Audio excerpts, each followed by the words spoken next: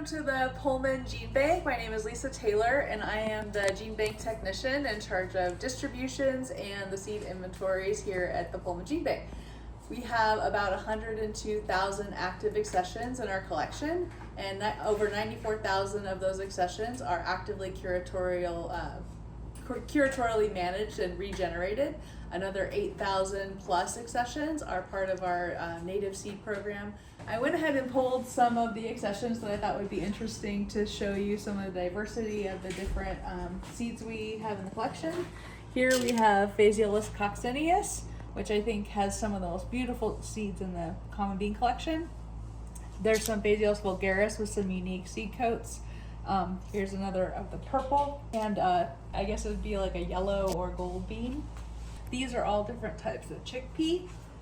And then we have, these are vials that show some of the horticultural crops and the Medicago, many of the varieties of cool seeds and food legumes in the back.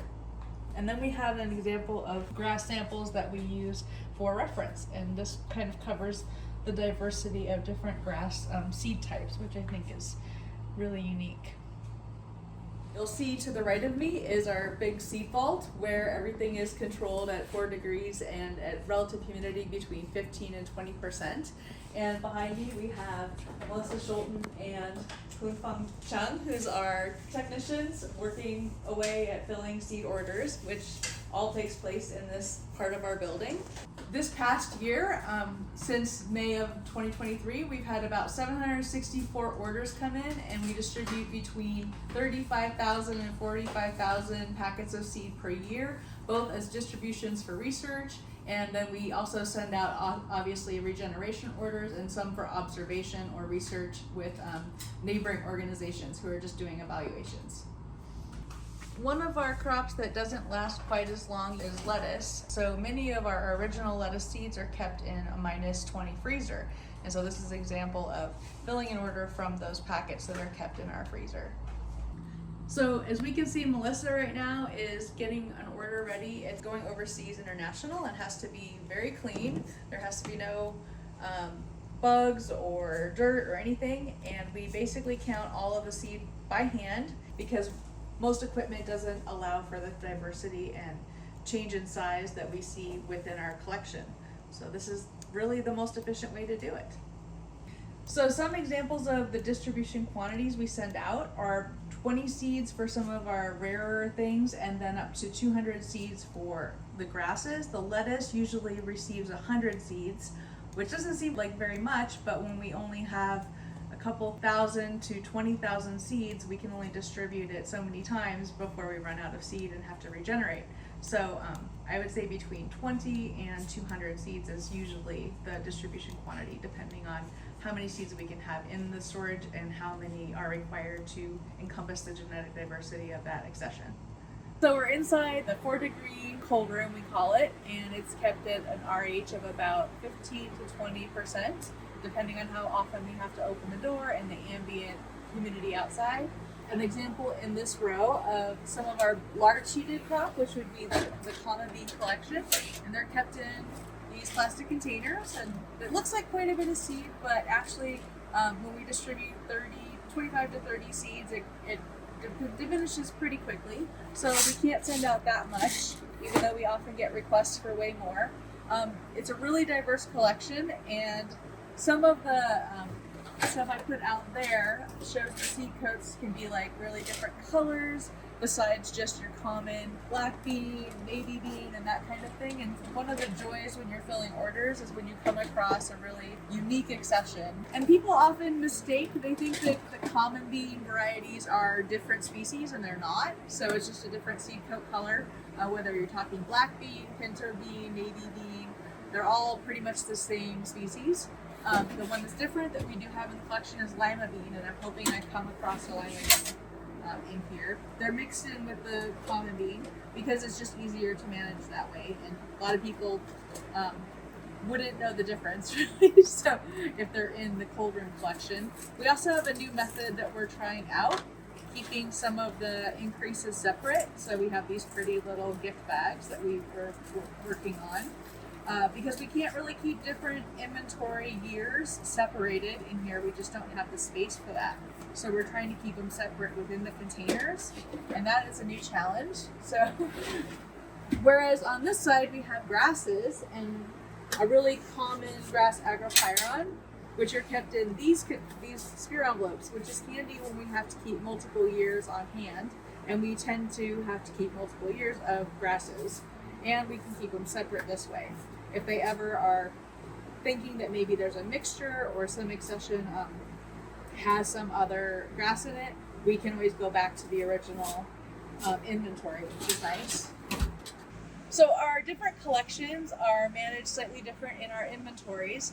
For the grasses, because we have over 1,200 species, we organize them by the genus, and then within the genus we have a mixture of species. It just makes it easier to locate the accession. Otherwise, if we did it in PI order, we would be running all over the place trying to fill an order, since usually someone orders one grass species or one genus at a time. So, but the beans, because we have such a large collection and they're all of the same genus, they're all kind of mixed together. And then let's go to another collection. At the back we have the lettuce. So we're in the lettuce collection, and we can see that with this small seeded crop, we can keep them in these smaller envelopes. And generally when we get an increase, we split the increased seed up, and we have half of it in these envelopes in the cold room and half in our -20 to maintain it for a little bit longer. So like I said, since it only lasts about 10 to 15 years at this temperature, we keep half of it below so that our regeneration time can be extended a little bit. So we saw that earlier Melissa was filling a grass order from some of the -20 collection, but those are original seed that we wanted to keep for a longer period so we could regenerate new inventories from that. Now we're in the temperate adapted forage legume collection, and that includes the entire row over here is mostly clover and bird's foot trefoil, and then your alfalfa goes all the way around, it wraps around there. So the alfalfa collection is very large. I'm always amazed at how much we have and how much fun it can be to see all the different seeds that become the crops that we eat and use for forage. And now I have my yard planted in clover and alfalfa because I think it's really beautiful. It has beautiful flowers, and the seeds themselves are just unique too. So now we're in the section of the cold room that basically contains all the seeds of success seeds that we distribute. We have also backups for this collection in our -20 as well as at Fort Collins. And it takes up quite a bit of space already, and she's expanding every year. They're sending us more and more, which is terrific. And we're also being able to transfer a lot of this seed to active curatorial programs. So we're seeing a turnover rate of about 1,200 to 2,500 of her accessions get transferred to active curatorial programs per year, which is wonderful to see so many adoptions of these native and naturalized species, and these collections are really geographically distinct, I think, so that would be really great to see more of those we get adopted. But hers is easier to manage. It's basically kept in just numeric order, so there's a mixture of species within a single drawer, which makes it a fascinating collection to go through and just look through, because every single envelope is just so different. We are looking at the -20. So some of the older Medicago, so the older alfalfa accessions that were original seed, we keep those, and some of the other original seeds down here. So we have temperate adapted forage legumes are here, and then we have grasses over here and over there. And we also have our SOS, our native collection. It takes up pretty much this whole wall over here.